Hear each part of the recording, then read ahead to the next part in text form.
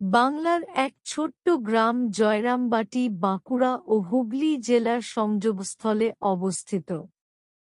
আজ থেকে প্রায় ১৫০ বছর আগে এখানে জন্ম নেন এমন এক নারী, যিনি পরবর্তীতে সমগ্র ভারতবর্ষের আধ্যাত্মিক জগৎকে আলোকিত করলেন, মা সারদা। কিন্তু তাঁর জন্মকে ঘিরে আছে কিছু বিস্ময়কর কাহিনী, রহস্যময় আভাস ও আধ্যাত্মিক পূর্বাভাস। আজ আমরা জানব সেই অজানা গল্প। আপনারা দেখছেন এনরিচ ইয়োরসেলফ, যা নিজেকে সমৃদ্ধ করতে সাহায্য করে। মা সারদার পিতা শ্রী রামচন্দ্র মুখোপাধ্যায় ও মাতা শ্যামাসুন্দরী দেবী ছিলেন সাধারণ কৃষক পরিবারের। সেই পরিবারে ২২শে ডিসেম্বর ১৮৫৩ খ্রিস্টাব্দে কৃষ্ণ সপ্তমী তিথিতে গোধূলি লগ্নে জন্মগ্রহণ করেন শারদামণি দেবী।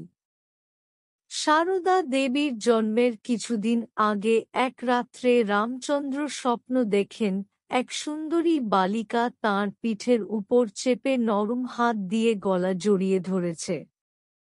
তিনি প্রশ্ন করেন, কে গো তুমি? বালিকাটি স্নিগ্ধ কণ্ঠে উত্তর দেয়, এই আমি তোমার কাছে এলুম। এবার সারদা দেবীর মায়ের প্রসঙ্গে আসা যাক। একবার তিনি শিহরে ঠাকুর দেখতে গিয়েছিলেন। ফেরার পথে এক মন্দিরের পাশে বেলগাছের তলায় শৌচ করতে যান। সেই অবস্থায় তিনি দেখতে পান লাল চেলি পরা ৫-৬ বছরের এক সুন্দরী মেয়ে বেলগাছ থেকে নেমে এসে পিঠের দিক থেকে তার কোমল দুটি হাত দিয়ে গলা জড়িয়ে ধরে বলল, আমি তোমার কাছে এলাম মা। এরপর তিনি অচৈতন্য হয়ে পড়েন। সবাই মিলে তাঁকে ধরাধরি করে নিয়ে আসে। তা থেকেই মা সারদার জন্ম। তাঁর এই জন্ম বৃত্তান্ত মা সারদা নিজেই স্বীকার করেছেন। জন্ম রহস্য পেরিয়ে আমরা যখন মা সারদার জীবনের দিকে তাকাই, তখন দেখা যায় এক আশ্চর্য রূপান্তর। এক সাধারণ গ্রামীণ কন্যা ধীরে ধীরে পরিণত হলেন এমন এক নারীতে, যার কাছে পুরো জাতি খুঁজে পেয়েছিল মায়ের মুখ। রামকৃষ্ণ পরমহংসদেবের সঙ্গে তাঁর সম্পর্ক শুধু দাম্পত্য নয়, ছিল এর গভীর আত্মিক সম্পর্ক। তাঁরা ছিলেন শিব ও শক্তির রূপ। কখন রামকৃষ্ণদেব তপস্যায় নিমগ্ন, তখন সারদা দেবী নিঃশব্দে সেই সাধনাকে রক্ষা করতেন। তারপরে নিজে হয়ে ওঠেন সেই সাধনার অবিচ্ছেদ্য উত্তরসূরি। মা সারদা দেবীর সবচেয়ে বড় পরিচয় ছিল মা। তিনি কোনো পার্থক্য মানেননি জাত, ধর্ম, লিঙ্গ, ধনী বা গরিব। তাঁর ঘর ছিল সবার জন্য খোলা। আজও তাঁকে বলা হয় সর্বজনের মা, কারণ তাঁর আশ্রয়ে সবাই নিরাপদ বোধ করত।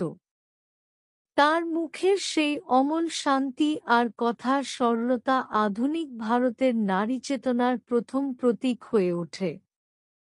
মা সারদা বলেছিলেন, যে যেমন ভাববে আমি তেমনই হব। যদি পাপী হয়, তবুও সে আমার সন্তান। এই কথাগুলো শুধু ধর্মীয় শিক্ষাই নয়, ছিল মানবতার চূড়ান্ত রূপ। রামকৃষ্ণের শিক্ষা যেমন ভক্তি ও জ্ঞানে ভরপুর, মা সারদা তেমনি সেটিকে মাতৃত্বের উষ্ণতায় পূর্ণ করে তুলেছিলেন। মা সারদা দেবীর জীবন আমাদের শেখায়, নারী শুধু সহচরী নয়, সৃষ্টিশক্তির প্রতীক। তিনি দেখিয়েছেন ঈশ্বর চেতনা মানে অন্যকে ভালোবাসা, ক্ষমা করা ও নিঃস্বার্থভাবে সেবা করা। জন্মরহস্যের পেছনে যেই আলো ছিল, সেই আলো আজও কোটি মানুষের মনে জ্বলছে, এক মাতৃত্বের আলো যা কখনো নিভে না। ভিডিওটি ভালো লাগলে লাইক ও শেয়ার করুন। এই জাতীয় আরও ভিডিও পেতে এনরিচ ইয়োরসেলফ চ্যানেলটি সাবস্ক্রাইব করতে ভুলবেন না। আবার দেখা হবে পরের ভিডিওতে।